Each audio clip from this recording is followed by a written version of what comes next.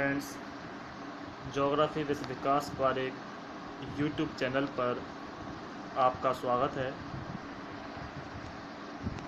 पिछली वीडियो में हम अधिवासों से संबंधित बातों पर चर्चा कर रहे थे। आज उसी क्रम में हमारे भूगोल विषय के एक नए टॉपिक का अध्ययन करने जा रहे हैं, जिसका नाम है प्राथमिक व्यवसाय।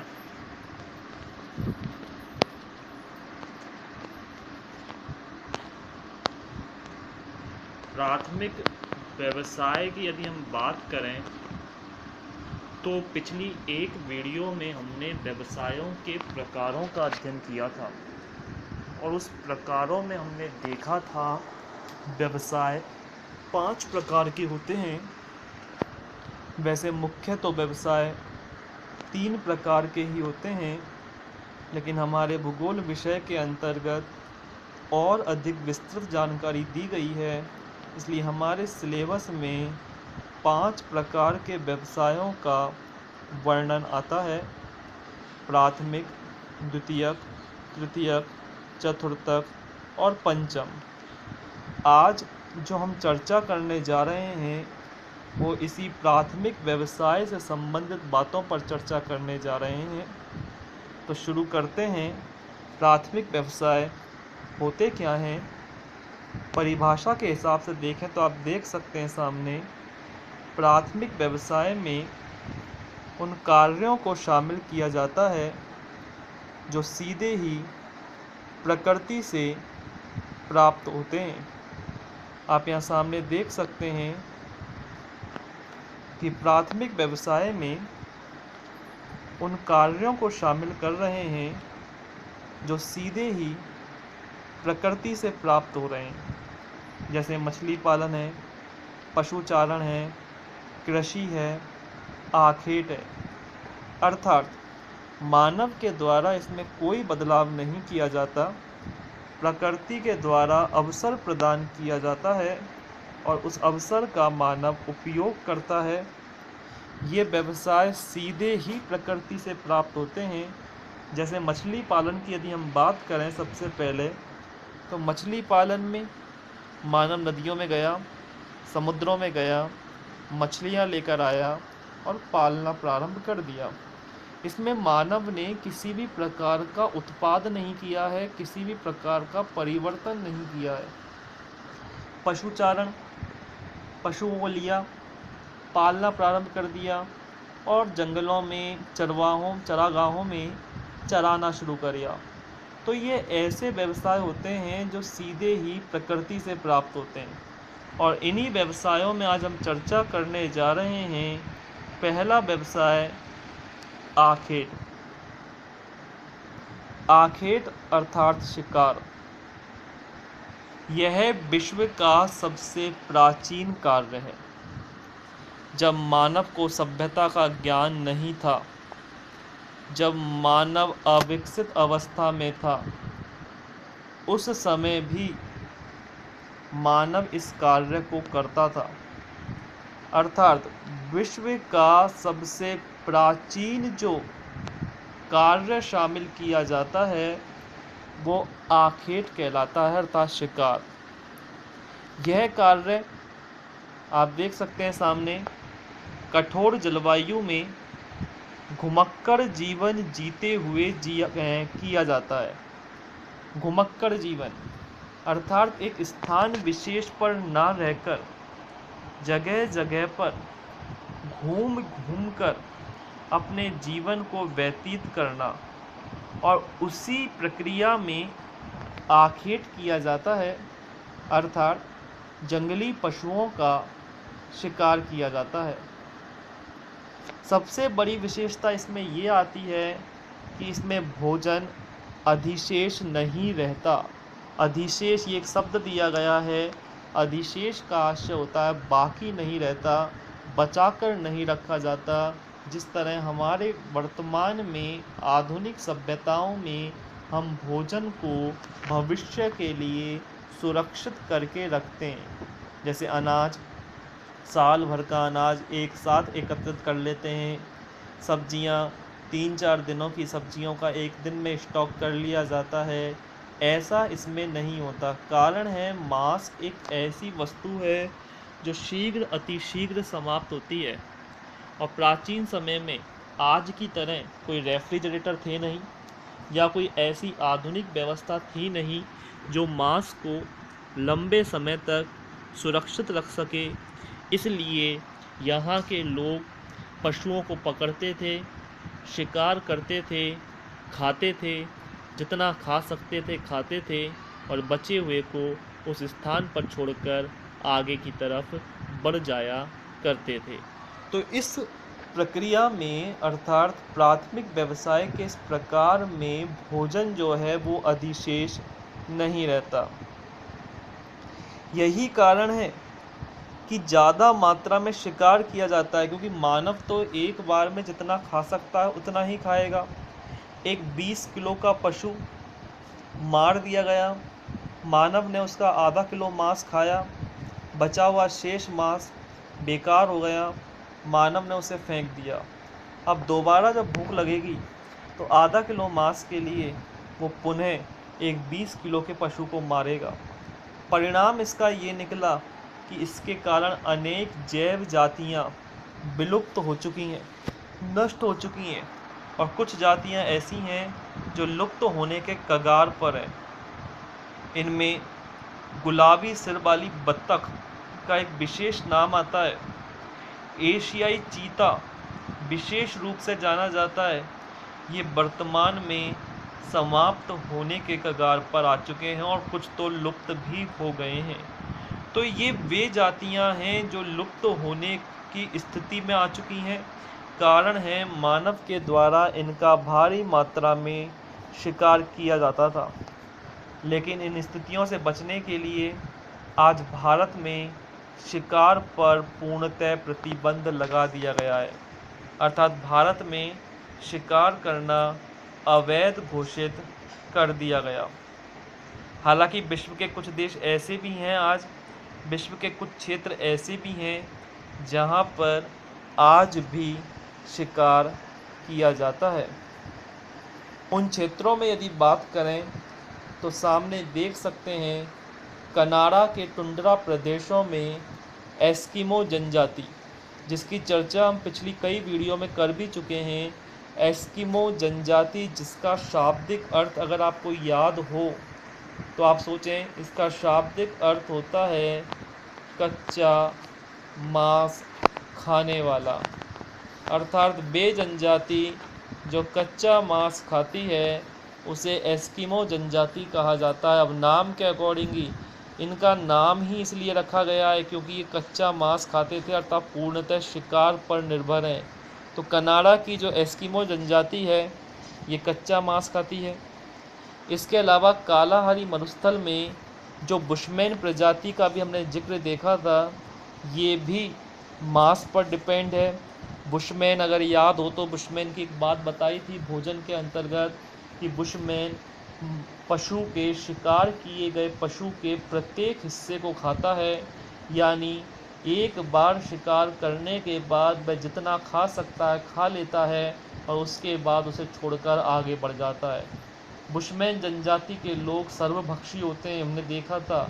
अर्थात उन्हें जो मिल जाए वह उसका भक्षण करते हैं, और खाने में इतने पेटू होते हैं कि एक बार में लगभग आधी भेड़ तक खा सकते हैं। तो बुशमैन जनजाति के लोग भी शिकार पर निर्भर हैं।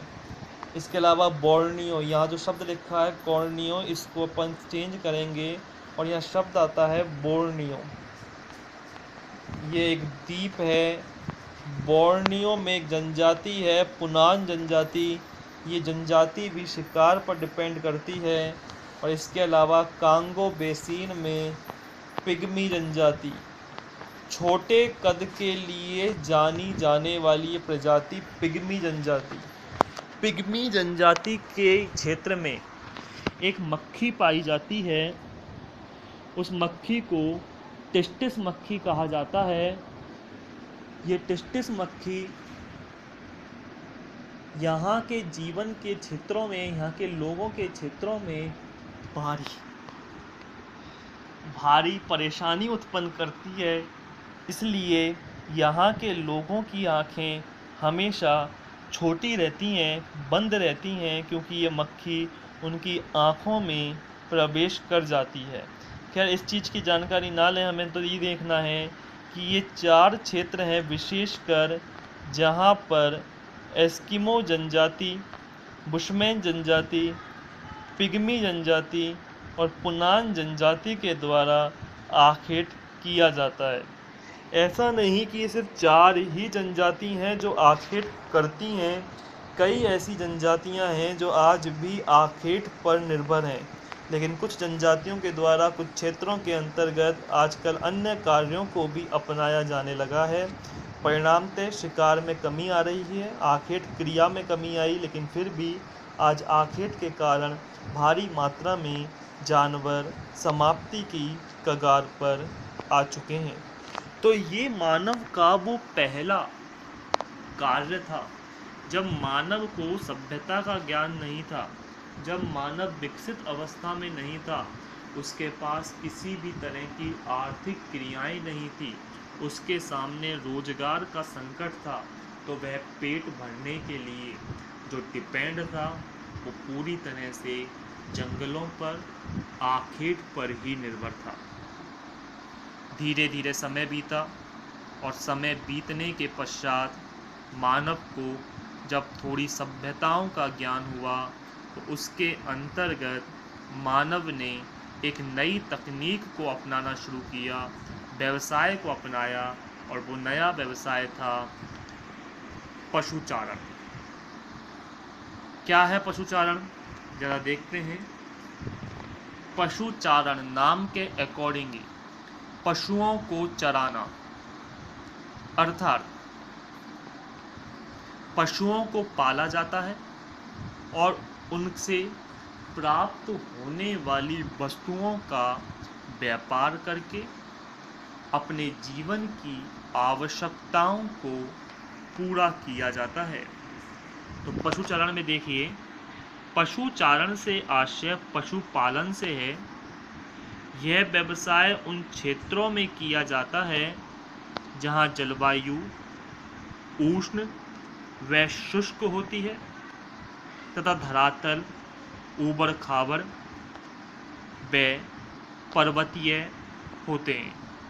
अर्थात समतल मैदानों में तो कृषि कार्य हो जाता है, लेकिन ऊबड़ खाबड़ क्षेत्रों में, पर्वतीय क्षेत्रों में कृषि कार्य संभव नहीं हो पाता।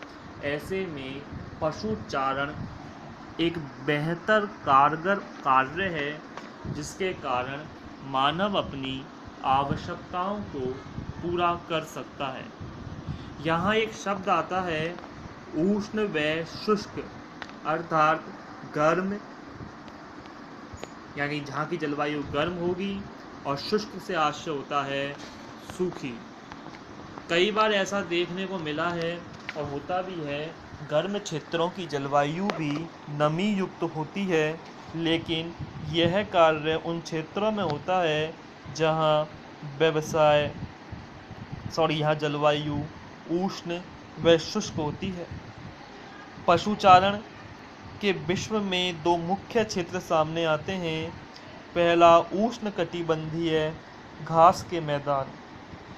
ये उष्ण कटिबंधीय क्या होता है, ज़रा इसकी चर्चा कर लेते हैं। वैसे 11th क्लास की फिजिकल ज्योग्राफी में ये बेहतर तरीके से अध्ययन कर चुके हैं आप, लेकिन फिर भी एक सामान्य जानकारी के तौर पर बता देता हूँ कि उष्ण कटिबंधीय क्या है। हमारा जो ग्लोब है, जो पृथ्वी का एक मॉडल है, वो लगभग कुछ इस तरीके से है। इसके मध्य से कुछ रेखाएं निकाली गई हैं। इन रेखाओं को अक्षांश रेखाएं कहा जाता है। इन अक्षांश रेखाओं का जो मुख्य कार्य है वो ग्लोब को, यानी पृथ्वी को, जलवायु कटिबंधों में बांटने का कार्य है। हमारी पृथ्वी 23.5 डिग्री झुकी हुई अवस्था में है, अर्थात पृथ्वी का जो सेंटर आना चाहिए, जो सेंटर इस तरीके से होना चाहिए, वो इस तरीके से ना होकर इस तरीके से है। ऐसी स्थिति में सूर्य, हालांकि सूर्य कहीं भी आता जाता नहीं है, सूर्य अपनी जगह पर स्थिर है, लेकिन पृथ्वी के झुके होने के कारण ये आभास होता है कि सूर्य कर्क रेखा तक जाता है। ये कर्क रेखा है ऊपर वाली, ये मकर रेखा है और ये भूमध्य रेखा है। तो कर्क रेखा तक जाता है और कर्क रेखा से पुनः मकर रेखा पर लौट आता है। ऐसे में ये जो स्थान है, यहाँ पर सूर्य की किरणें हमेशा सीधी पड़ती हैं, और सूर्य की किरणें हमेशा सीधी पड़ने के कारण इस क्षेत्र को उष्णकटिबंध कहा जाता है, अर्थात यहाँ गर्मी अधिक पड़ती है। तो हम समझे इस चीज़ को कि उष्णकटिबंध क्या है, यानी 23.5 डिग्री नॉर्थ से लेकर 23.5 डिग्री साउथ तक का जो क्षेत्र आता है, ये पूरा क्षेत्र उष्णकटिबंध का क्षेत्र है। इसके बाद अगर हम चर्चा करें शीतोष्ण कटिबंध क्या होता है, तो शीतोष्ण कटिबंध 23.5 से लेकर 66.5 डिग्री का क्षेत्र, यानी जस्ट इससे ऊपर का क्षेत्र जो आता है वो शीतोष्ण कटिबंध कहलाता है, क्योंकि यहाँ सूर्य की किरणें कुछ तिरछी हो जाती हैं। तो ये जो आप देख सकते हैं नीला रंग, ये शीतोष्ण कटिबंध का क्षेत्र है, क्योंकि यहाँ की जो किरणें हैं सूर्य की तिरछी हो जाती हैं। शीतोष्ण अर्थात शीत प्लस उष्ण, ना अधिक सर्दी होती है और ना ही अधिक गर्मी होती है। और इसके बाद उत्तर में 90 डिग्री और दक्षिण में भी 90 डिग्री का जो क्षेत्र आता है, ये क्षेत्र शीत कटिबंध कहलाता है। आप देख सकते हैं इसके ऊपर का जो हिस्सा है जो ब्लैक रंग में दिखाया गया है, ये शीत कटिबंध है। तो इसको समझने का प्रयास करें। ये शीत कटिबंध ऊपर का, मध्यम का शीतोष्ण और ये बीच वाला उष्ण कटिबंध। उसके बाद ये नीचे वाला शीतोष्ण और सबसे लास्ट में शीत। तो ये जो लाल रंग की हम बात कर रहे हैं, ये कहलाता है उष्ण कटिबंधीय क्षेत्र। और हम इसी बात की हम चर्चा करेंगे कि उष्ण कटिबंधीय घास के मैदान, ये जो मैदान हैं वो 5 डिग्री से लेकर 30 डिग्री अक्षांशों के मध्य फैले हुए हैं। यहाँ का वार्षिक जो वर्षा का औसत है वो 100 सेंटीमीटर से भी कम पाया जाता है, अर्थात यहाँ वर्षा कम होती है। यहाँ घास की ऊंचाई 1.8 से 3 मीटर के मध्य हो सकती है, यानी ये घास के मैदान हैं। यहाँ पर मिलने वाली घास को हाथी घास भी कहा जाता है। हाथी घास इसलिए कहते हैं क्योंकि हाथी भी इस घास में छुप जाता है, यानी जो घास हमारे यहाँ पाई जाती है 1 इंच 2 इंच की, यहाँ मिलने वाली घासें 3 मीटर तक ऊंची हो सकती हैं। इन ऐसे मैदानी क्षेत्रों में पशु चारण करना बेहद आसान होता है। इन घास के मैदानों को विश्व में अलग अलग देशों में अलग अलग नाम दिया है। ये कंपटीशन एग्ज़ाम्स की दृष्टि से बहुत महत्वपूर्ण टॉपिक है। सूडान में सवाना कहा जाता है इन्हें, वेनेजुएला में लानोस कहा जाता है, ब्राज़ील में कंपास कहते हैं और दक्षिण अफ्रीका में पार्क लैंड के नाम से इन्हें जाना जाता है। कंपटीशन एग्ज़ामों में कई बार फर्स्ट ग्रेड की एग्ज़ाम में अधिकारी लेवल की जो एग्ज़ाम्स हैं, उन एग्ज़ामों में भी ये प्रश्न पूछे जा चुके हैं कि मान लीजिए कि वेनेजुएला में घास के मैदानों को क्या कहते हैं, या लानोस नामक घास के मैदान किन क्षेत्रों में पाए जाते हैं। तो उष्णकटिबंधीय घास के मैदानों के अंतर्गत पशु चारण का कार्य काफ़ी मात्रा में होता है। इसी क्रम में आगे चलते हैं। एक दूसरा पशुचारण की यदि हम बात करें शीतोष्ण घास के मैदान, जैसा भी मैंने आपको बताया था, ये ग्लोब का हिस्सा, मध्यवर्ती क्षेत्र, ये उष्णकटिबंधीय का आ जाता है पूरा। और इसके बाद का जो हिस्सा है 23.5 से लेकर 66.5 का जो क्षेत्र आता है, ये शीतोष्ण कटिबंध का क्षेत्र आता है। अर्थात ना अत्यधिक गर्मी पड़ती है और ना ही अत्यधिक सर्दी पड़ती है। तो यहाँ पर ही जो घास के मैदान हैं, इन्हें भी अलग अलग देशों में अलग अलग नामों से जाना जाता है। अमेरिका में पंपास कहते हैं, ऑस्ट्रेलिया में इन्हें डाउन्स का नाम दिया गया है। तो ये भी प्रमुख रूप से पूछ सकता है कि रूस में स्टेपेज, अमेरिका में पंपास और ऑस्ट्रेलिया में डाउन्स के नाम से ये घास के मैदान कहलाते हैं। और इन घास के मैदानों में पशुचारण का कार्य किया जाता है। पशुचारण के 2 मुख्य प्रकार हैं, जिनकी चर्चा हम आगामी वीडियो में करेंगे। जलवासी पशुचारण और वाणिज्य पशुचारण, ये वाला टॉपिक इस साल बोर्ड परीक्षा में आ चुका है। हो सकता है पुनः इस सेशन में आ सके। इसकी चर्चा आगामी वीडियो में की जाएगी। तब तक के लिए आप देखते रहिए आपका अपना YouTube channel geography with Vikas Parekh. Thank you.